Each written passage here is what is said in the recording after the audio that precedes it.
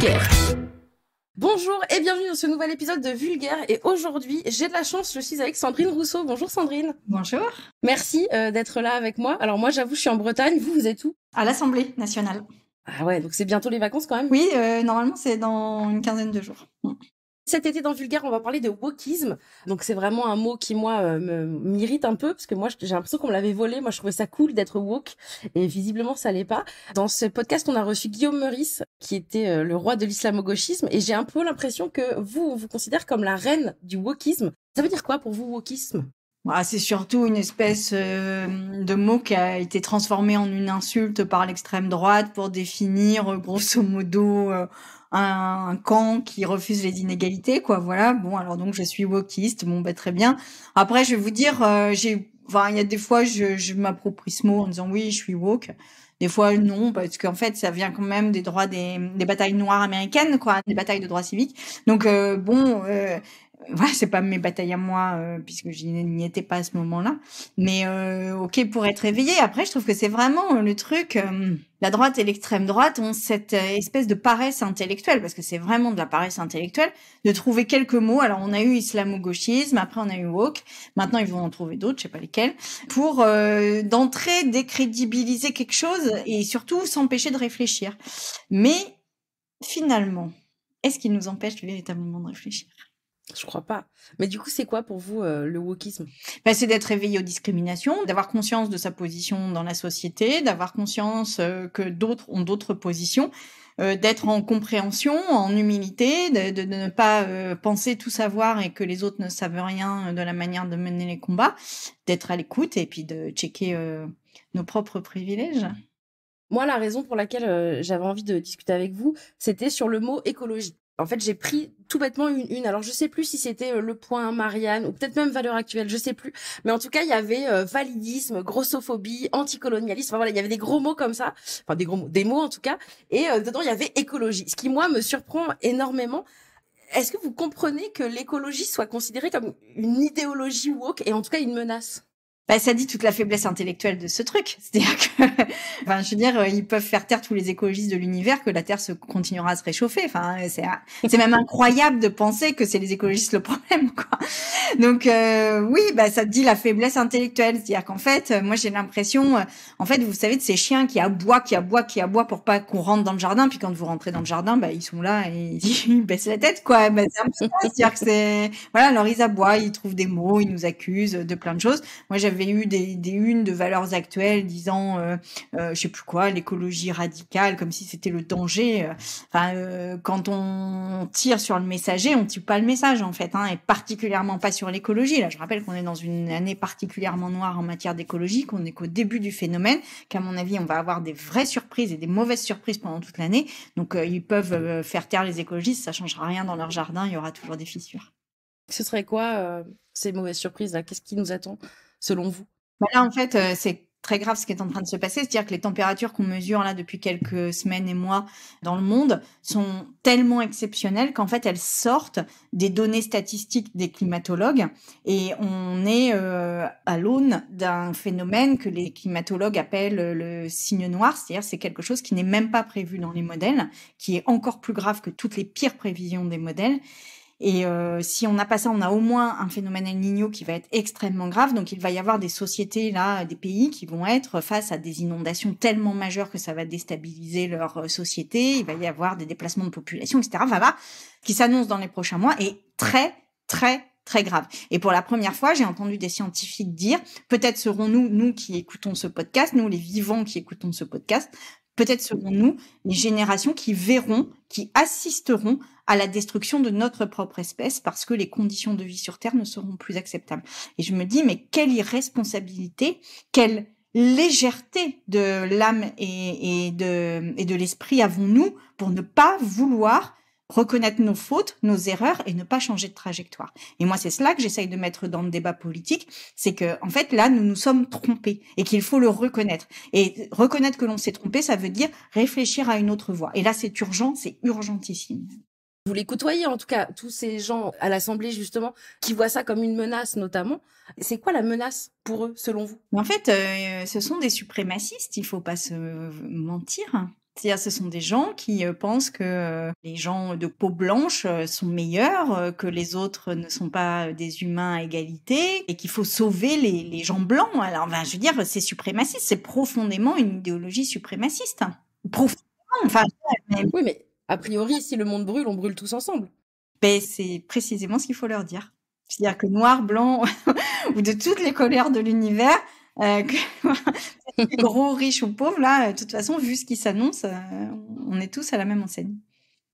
Vous, il y a eu un déclic écologiste? Écolo, en tout cas, je sais pas si écologiste. Écologiste, c'est plutôt le parti politique, j'ai l'impression. Oui, alors en fait, c'est un déclic en 2 temps. Quand j'étais étudiante, j'étais dans un syndicat écologiste alternatif qui s'appelait Chiche à l'époque. Et après, j'ai fait ma thèse sur l'écologie. Et en fait, quand j'ai commencé à travailler, donc mon doctorat d'économie, et quand j'ai commencé à travailler sur les rapports internationaux qui étaient faits à l'époque sur le climat, donc j'ai 50 ans, donc vous voyez, ça date pas de maintenant, j'ai commencé à mesurer l'ampleur du problème. Et en fait, je trouvais que c'est comme si on prêchait dans le vide, que personne n'entendait, etc.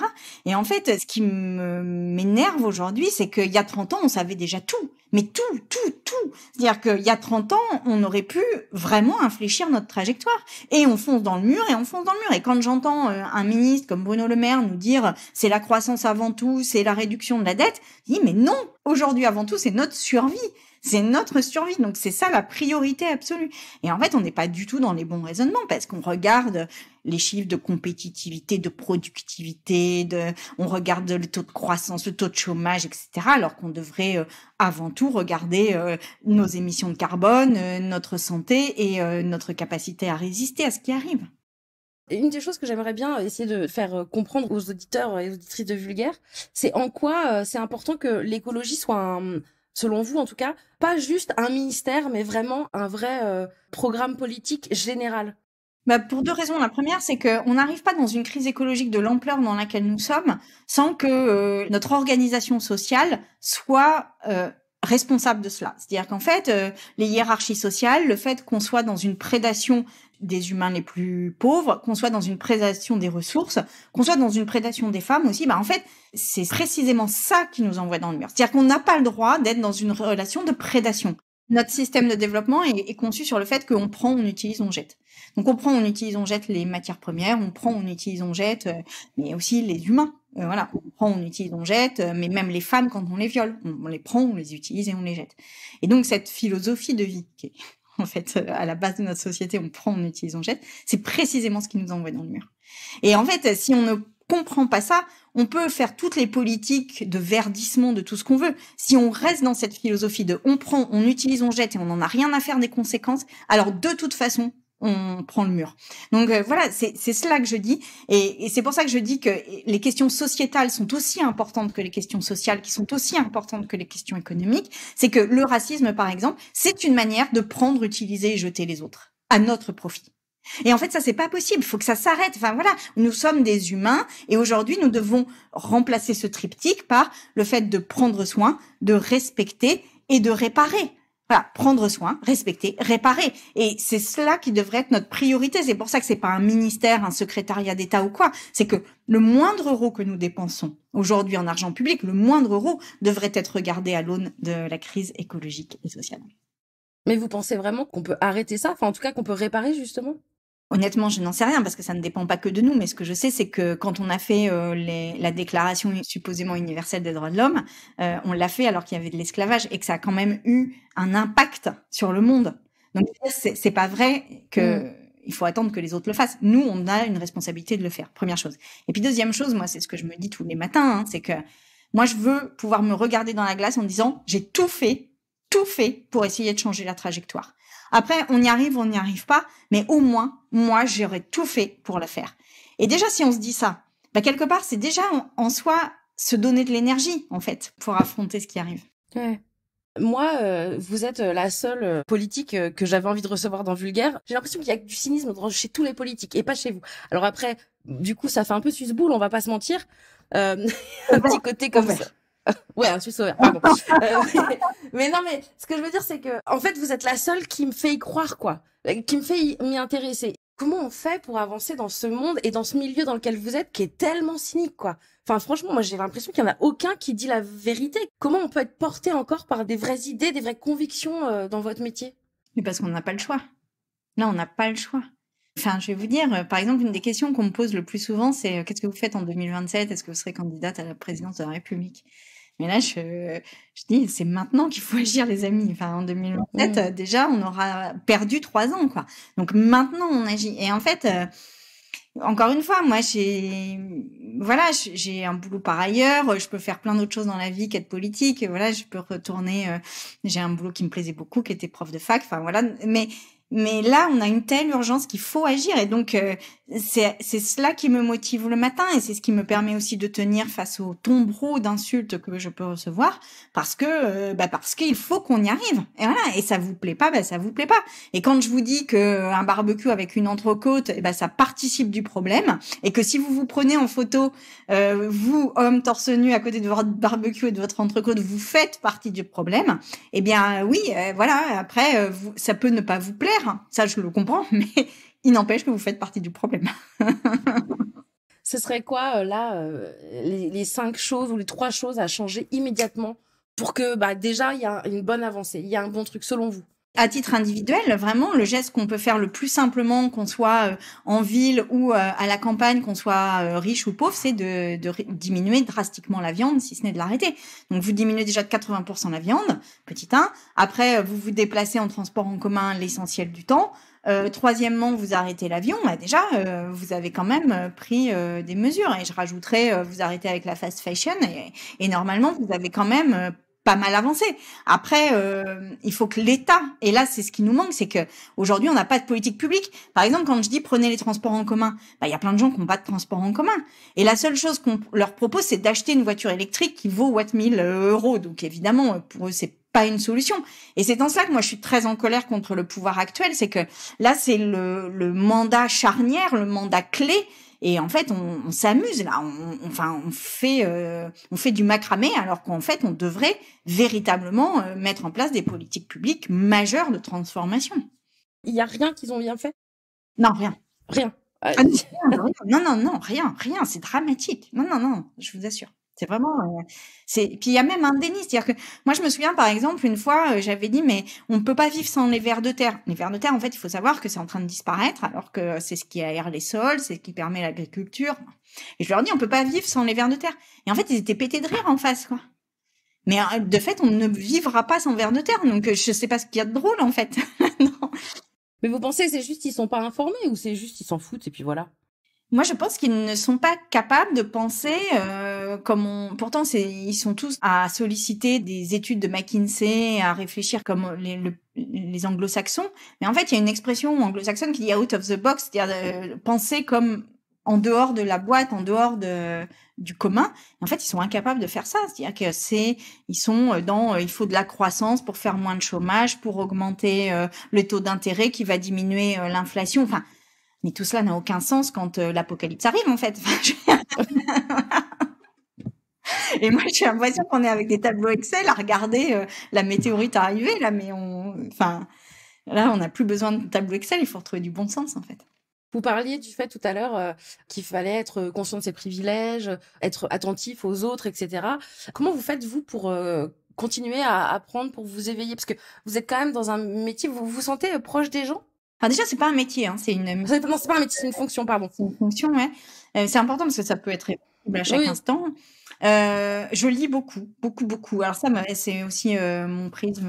Mais par exemple, là, si je tourne, vous voyez, j'ai quand même tout ça de livres, par exemple, juste à côté. Enfin, je suis entourée de livres, je lis énormément parce que je pense que lire, ça permet de nourrir la pensée, d'être informée. Et puis, je suis dans les réseaux militants beaucoup parce que moi, par exemple, à chaque fois que je suis parmi les féministes, parmi les antiracistes, parmi les écologistes, comme ils réfléchissent beaucoup, en fait, c'est des gens qui réfléchissent énormément, viennent du vocabulaire, une manière de réfléchir qu'on n'a pas du tout à l'Assemblée. Donc, ça me permet comme ça d'être plus riche dans la manière dont je m'exprime, par exemple.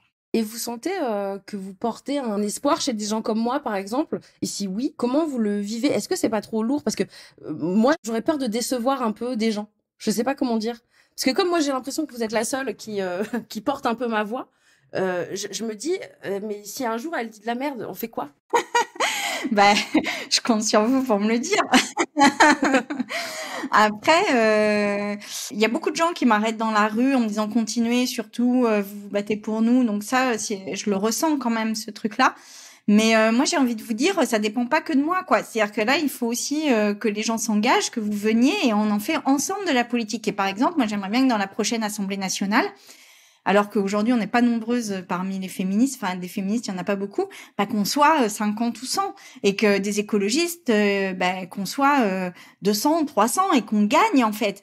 Et là moi je pense que ce qu'il nous faut maintenant travailler, c'est que moi je porte un discours, mais maintenant il faut qu'on fasse masse pour gagner. On a cette responsabilité, on a presque ce devoir de gagner.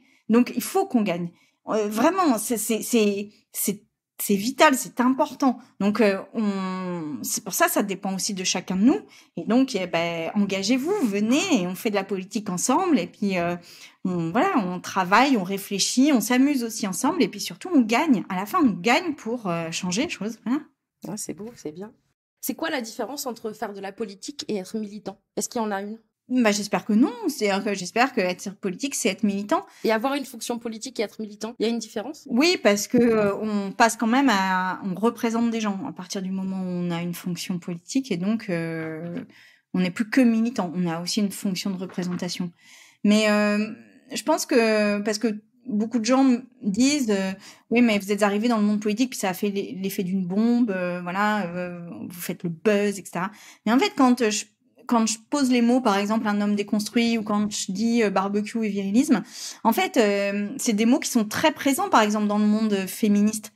Quand je parle de radicalité écolo, c'est très présent dans le monde écolo. C'est-à-dire que, en fait, c'est des mots.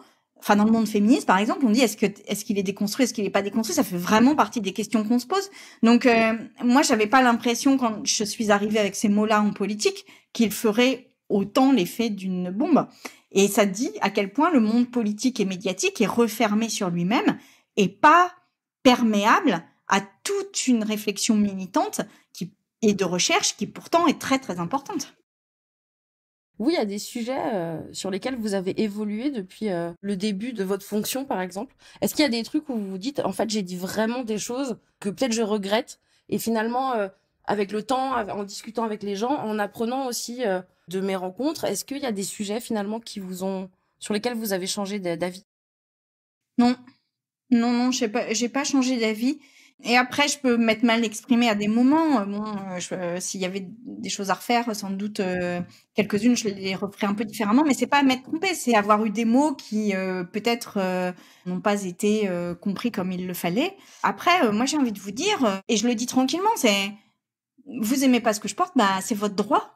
Voilà, enfin, j'ai pas de problème avec ça. Voilà, et moi j'ai été élue au suffrage universel. Voilà, bon bah après, vous aimez pas ce que je porte, et bah c'est votre droit. Mais moi, je continuerai à le porter comme ça. Et si vous voulez qu'on le porte différemment, parce qu'il y a plein de gens, par exemple, qui me disent, bah, vous nuisez à la cause. Bah, très bien, bah, portez-le différemment. Je veux dire, engagez-vous, puis portez-le différemment, il n'y a pas de problème.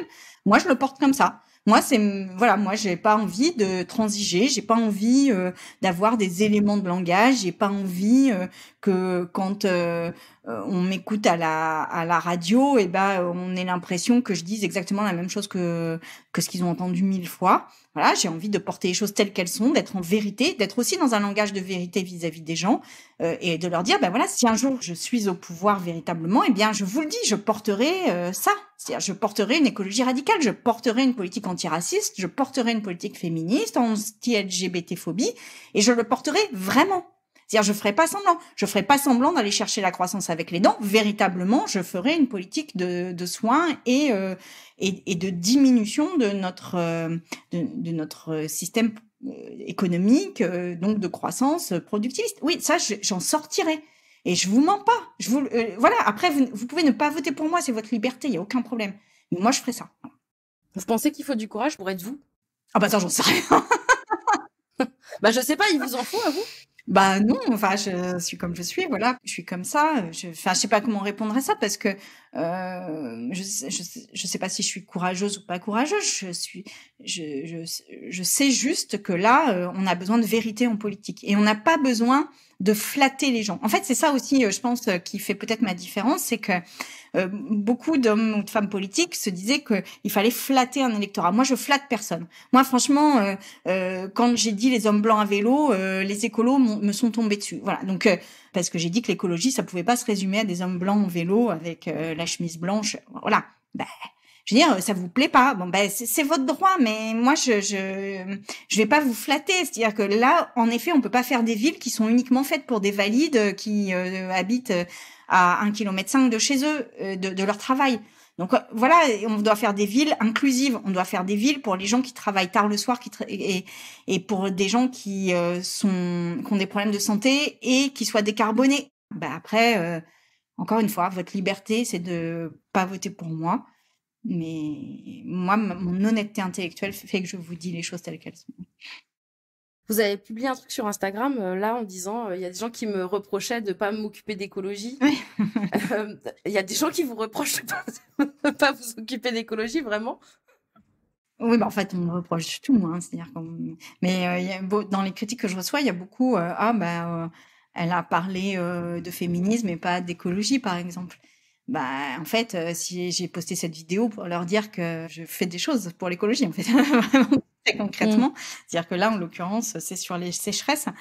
Et en fait, quand on me dit, bah, elle fait pas ça, c'est à chaque fois, on me renvoie vers une décrédibilisation de mon action politique. Et ça, c'est, je pense aussi être un peu spécifique dans le paysage politique. C'est que je ne pense pas qu'il y ait beaucoup de leaders politiques dont l'action est autant décrédibilisée, insultée, ridiculisée que celle que je peux porter. Et pour autant, je vous mets au défi de trouver quelque chose que j'ai dit qui ne soit pas fondé ni scientifiquement, ni socialement, ni de manière militante. Et ce procès en hystérie ou ce procès en décrédibilisation, elle est folle, etc. Eh bien, ce sont des procès qui, en fait, sont des cris pour ne pas avoir à discuter de ce que je porte. Et c'est pareil sur le wokisme. Quand on m'accuse de wokisme, en fait, ce que je dis, c'est que on doit être à égalité. Un humain égale un humain, quelle que soit sa couleur de peau, et nous sommes égaux en droit. Nous sommes égaux aussi en exposition aux violences. Nous devons être égaux en exposition aux violences, en exposition, mais même aux accidents de travail, voilà. Et que ça, en fait, c'est fondamental. C'est-à-dire que si on considère que certains méritent plus d'être agressés, parce que quand on dit que, par exemple, tout le combat que je porte contre les violences sexuelles, c'est pas fondé, bah, je leur dis, ça veut dire que vous acceptez que les femmes soient agressées. Bah, non, ça n'est pas acceptable. Ça n'est pas acceptable. Voilà. Et ça n'est pas acceptable que on subisse le racisme aujourd'hui en France, qu'il y ait des contrôles aux faciès, qu'il y ait des gens qui meurent, bien plus nombreux en ayant des prénoms à consonance, soit maghrébine, soit. Enfin, c'est pas possible. En fait, ça n'existe pas. Ça n'est pas possible. Donc voilà, s'appeler Adama ou Naël ne doit pas exposer à plus de violence que de s'appeler Jean-Claude ou Hubert. Le podcast, je l'adresse vraiment à des gens qui ne savent pas, qui se disent ah on peut plus rien dire, le wokisme c'était mieux avant, tout ça. Vous, si vous aviez une dernière chose à leur dire à ces gens-là. Mais quand vous dites on ne peut plus rien dire, en fait, vous estimez que votre parole à vous est beaucoup plus importante que celle des gens qui parlent en face de vous et qui vous disent votre parole me blesse. Et ça, en soi, c'est un problème. C'est-à-dire que votre parole n'est légitime que dès lors qu'elle est dans un espace où elle écoute les autres paroles. Quand, par exemple, j'entends dire on peut plus rien dire sur les femmes, eh bien, si les femmes sont choquées de ce que vous dites, alors c'est que vous n'êtes pas dans une démarche qui permet à chacun de s'exprimer et que vous estimez que votre point de vue est plus important que les autres. Eh bien non. Et donc, discutons, mais discutons à égalité, discutons sereinement et discutons aussi sans préempter le débat en disant que le combat que les gens mènent, que le combat que vous menez est illégitime parce que vous le menez mal. Voilà. Toutes les féministes ont toujours entendu ça, vous desservez la cause. Tous les antiracistes ont toujours entendu ça, vous desservez la cause. Quand on lit même les biographies sur Martin Luther King ou sur Malcolm X, eh bien on voit que c'était vraiment permanent, c'est-à-dire qu'on les accusait de mal mener le combat. J'ai envie de vous dire, à partir du moment où vous nous dites qu'on mène mal le combat, c'est que vous reconnaissez déjà qu'on le mène. Eh bien, on va continuer à le mener. Merci Sandrine Rousseau. Merci beaucoup d'avoir été avec nous dans Vulgaire et d'avoir pris ce temps de vulgariser un petit peu d'abord votre travail, au quotidien, enfin voilà ce que vous portez, et puis ce mot d'écologie, voilà, merci mille fois. Est-ce qu'il y a quelque chose que vous avez envie d'ajouter? Oui, n'ayons pas peur et allons-y. Allez, on y va. On se bouge, on se lève, on y va, on avance et on le fait. Vraiment, je vous assure qu'on sera heureux de l'avoir fait. Vraiment.